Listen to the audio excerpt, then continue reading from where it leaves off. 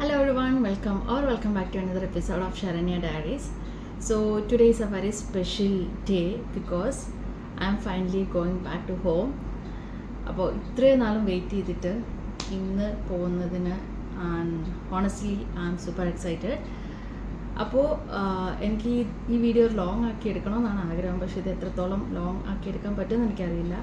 Anyway I will try my best and yeah. അപ്പോൾ നമുക്ക് എന്തായാലും വീഡിയോയിലേക്ക് പോവാം. Let's get started.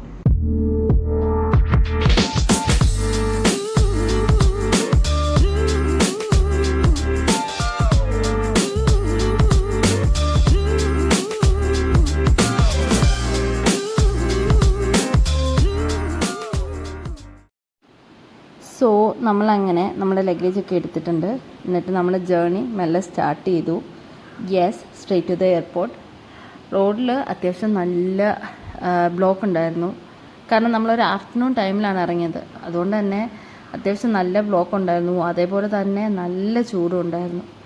അങ്ങനെ നമ്മൾ എയർപോർട്ടിൻ്റെ എൻട്രി എത്തിയപ്പോൾ തന്നെ ഞാൻ അത്യാവശ്യം നല്ല എക്സൈറ്റ്മെൻ്റ് ആയിരുന്നു. എക്സൈറ്റ്മെൻറ്റ് മാത്രമല്ല, നമ്മുടെ കയ്യിൽ അത്യാവശ്യം ലഗേജൊക്കെ ഉണ്ടായിരുന്നു. അപ്പോൾ അതിൻ്റെ ഒരു ടെൻഷനും ഉള്ളിലുണ്ടായിരുന്നു. എങ്ങനെ ഇതെല്ലാം കൂടെ നമ്മളെ ക്യാരി ചെയ്യും, അങ്ങനെ കുറച്ച് ടെൻഷനൊക്കെ ഉണ്ടായിരുന്നു. എനിവേ നമ്മൾ എയർപോർട്ടിലെത്തിയിട്ട് നമ്മൾ ഫസ്റ്റ് പ്ലാൻ ചെയ്തത് നമ്മുടെ ലഗേജൊക്കെ ഒന്ന് റാപ്പ് ചെയ്യാൻ വേണ്ടിയായിരുന്നു. എല്ലാ ലഗേജും ഇല്ല, നമ്മൾ ചെക്കിനിൽ വിടുന്ന കുറച്ച് ലഗേജ് റാപ്പ് ചെയ്യണം. അതേപോലെ തന്നെ റാപ്പ് ചെയ്തിട്ട് നമുക്ക് നേരെ ചെക്കിനൊക്കെ ഒന്ന് കഴിഞ്ഞ് നമുക്കറിയാവുന്നവരൊക്കെ ഒന്ന് സംസാരിച്ച് കുറച്ച് ടൈം അങ്ങനെ എയർപോർട്ടിൽ സ്പെൻഡ് ചെയ്തിരുന്നു. ബട്ട് ലാസ്റ്റ് മിനിറ്റ് നമ്മൾ കുറച്ച് ഹറിബറി ആയിപ്പോയി. എന്താണെന്ന് വെച്ചാൽ നമ്മൾ സ്ക്രീനിങ്ങിൻ്റെ അവിടെ ഒന്ന് സ്റ്റക്കപ്പ് ആയിപ്പോയായിരുന്നു. ബട്ട് എനിവേ നമ്മൾ ഫൈനൽ ഫ്ലൈറ്റിൽ ബോർഡായിട്ടുണ്ട്. And this is our first flight together. നമ്മൾ ആദ്യമായിട്ട് ഒരുമിച്ച് ട്രാവൽ ചെയ്യുന്ന ഒരു ഡേയും കൂടിയായിരുന്നു. ബട്ട് അൺഫോർച്ചുനേറ്റ്ലി നമുക്ക് മര്യാദയ്ക്കൊരു ഫോട്ടോസോ വീഡിയോസോ ഒന്നും എടുക്കാൻ പറ്റിയിട്ടില്ല. അപ്പം കിട്ടിയ വീഡിയോസൊക്കെയാണ് ഇതിൽ ആഡ് ചെയ്തിരിക്കുന്നത്. അങ്ങനെ ഫ്ലൈറ്റ് ടേക്ക് ഓഫ് ചെയ്യാൻ വേണ്ടി പോവാണ്.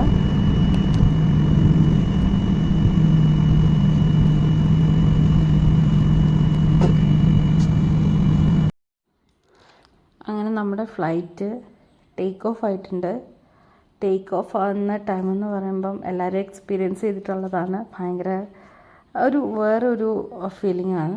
അങ്ങനെ കുറച്ച് വ്യൂസൊക്കെ കാണാമെന്ന് കരുതിയിട്ട് ഞാൻ നമ്മുടെ വിൻഡോ സീറ്റിൽ തന്നെയാണ് വന്നിരുന്നത്. കാരണം നോർമലൊക്കെ ഞാൻ ട്രാവൽ ചെയ്യുമ്പോൾ കൂടുതലും ഈ ഈവനിങ് ടൈം, നൈറ്റ് ടൈം അങ്ങനെയൊക്കെയാണ്. അപ്പം മര്യാദയ്ക്കൊന്നും കാണാൻ പറ്റില്ല.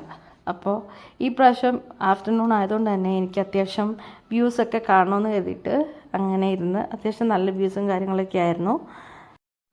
പിന്നെ കുറച്ചുകൂടെ അങ്ങോട്ടേക്ക് പോയപ്പോഴത്തേക്കും കാണുന്ന വ്യൂ എന്ന് പറയുന്നത് ഫുള്ള് ക്ലൗഡ്സാണ്. ഈ കോട്ടൺ പോലെയായിരുന്നു ക്ലൗഡ്സ് കാണാൻ. ഭയങ്കര ഭംഗിയായിരുന്നു. അത് കഴിഞ്ഞിട്ട് നമുക്ക് നമ്മുടെ ഫുഡ് വന്നു. അത് സാൻഡ്വിച്ച് ആയിരുന്നു. സാൻഡ്വിച്ച് അത്യാവശ്യം ഹെവി ആയിരുന്നു. ടേസ്റ്റും വലിയ കുഴപ്പമൊന്നുമില്ലായിരുന്നു.